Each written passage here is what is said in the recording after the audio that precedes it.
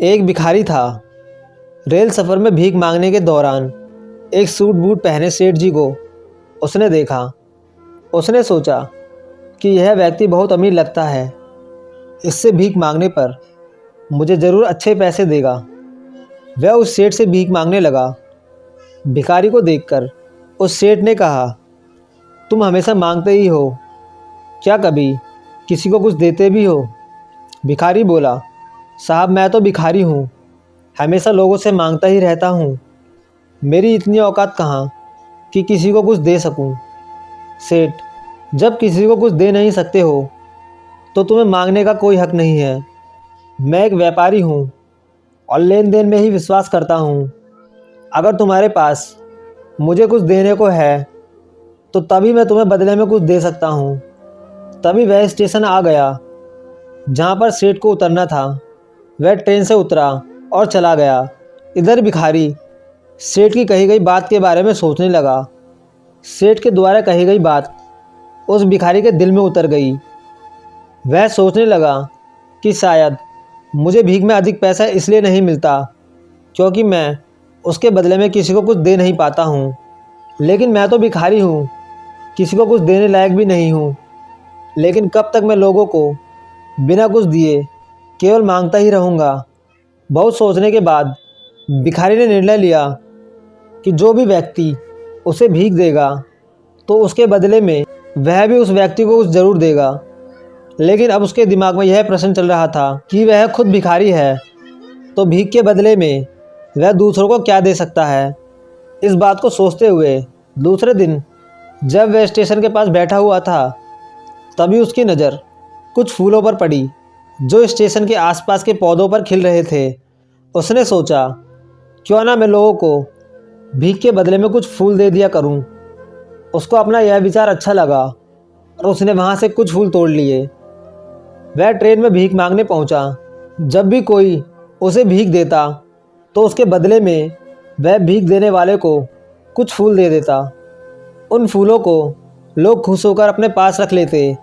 अब भिखारी रोज़ फूल तोड़ता और भीख के बदले में उन फूलों को लोगों में बांट देता था। कुछ ही दिनों में उसने महसूस किया कि अब उसे बहुत अधिक लोग भीख देने लगे हैं। वह स्टेशन के पास सभी फूल को तोड़ लाता था। जब तक उसके पास फूल रहते थे तब तक उसे बहुत से लोग भीख देते थे। लेकिन जब फूल बांटते बांटते ख़त्म हो जाते तो उसे भीख भी नहीं मिलती थी। अब रोज़ ऐसा ही चलता रहा। एक दिन जब वह भीख मांग रहा था तो उसने देखा कि वही सेठ ट्रेन में बैठे हैं, जिसकी वजह से उसे भीख के बदले फूल देने की प्रेरणा मिली थी।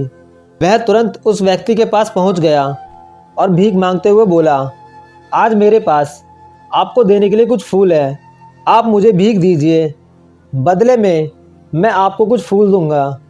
सेठ ने उसे भीख के रूप में कुछ पैसे दे दिए और भिखारी ने कुछ फूल उसे दे दिए। उस सेठ को यह बात बहुत पसंद आई। सेठ, वाह क्या बात है, आज तुम भी मेरी तरह एक व्यापारी बन गए हो। इतना कहकर फूल लेकर वह सेठ स्टेशन पर उतर गया। लेकिन उस सेठ द्वारा कही गई बात एक बार फिर से उस भिखारी के दिल में उतर गई।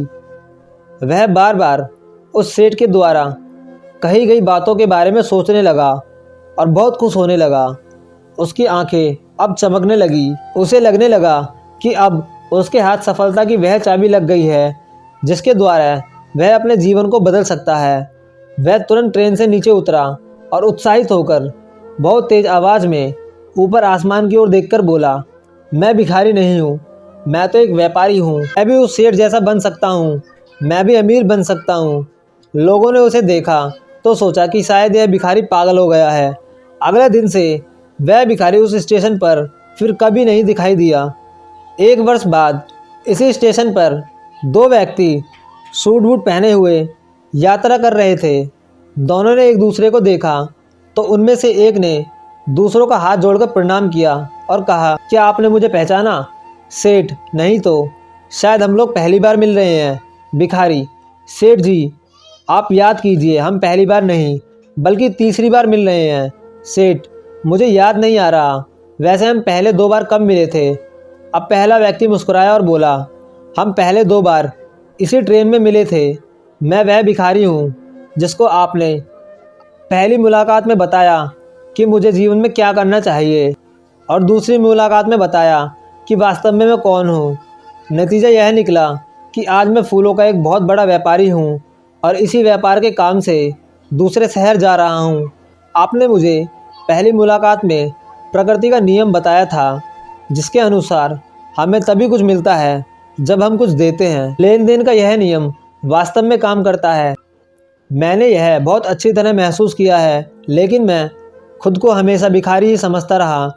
इसके ऊपर उठकर मैंने कभी सोचा ही नहीं था, और जब आपसे मेरी दूसरी मुलाकात हुई तब आपने मुझे बताया कि मैं एक व्यापारी बन चुका हूँ। अब मैं समझ चुका था, भिखारी ने स्वयं को जब तक भिखारी समझा वह भिखारी रहा।